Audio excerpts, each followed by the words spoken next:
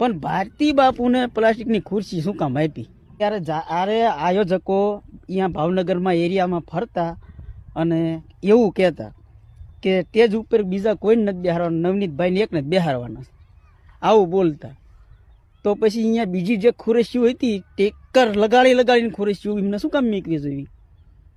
અને હાલો મેકી તોય વાંધો નહીં, ખુરશીઓ મેકી આપણા જ છે ને ભાઈ, બધા ભલે બેઠા, પણ ભારતી બાપુને પ્લાસ્ટિકની ખુરશી શું કામ આપી? નવનીતભાઈ એમનાથી મોટા થઈ જતા, હે? નવનીતભાઈ મોટા થઈ જતા ભારતી બાપુથી. એટલે હજે સમય છે જે આ મહાસભા કરી હતી એ લોકોને, આયોજકોને, કે તમે જે સભા કરી એમાં ઘણા બધા એટલે